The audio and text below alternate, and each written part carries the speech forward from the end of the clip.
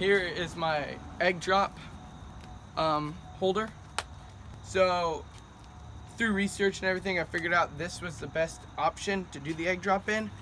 I first started out with cups and other things like that and bottles, and was dropping them, but I couldn't find any success in doing that. So I played around with it a little bit and figured out a box would be better because it's thinner and doesn't weigh as much, so it won't drop with so much force. So then I weighed my box and everything in it, and it was under the ½ pound. So first what I did was I did my research, and I found out about how it's better to hit it from the bottom instead of the sides and things like that because of the impact rising.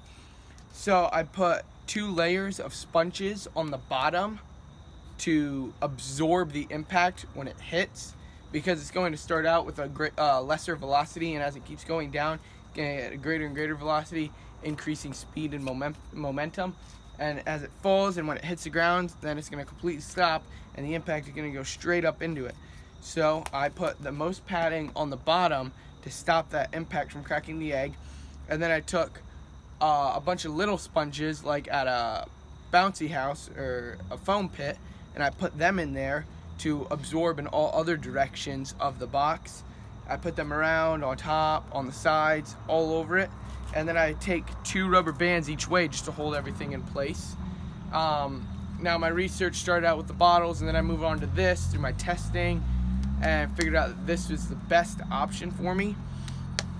My research was on YouTube and online,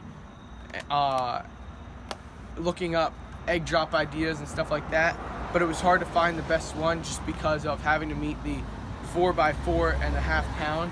So this is what I came up with, and this is how I've been testing it. I climb up my ladder, and I measured out how far 10 feet is. I drop it,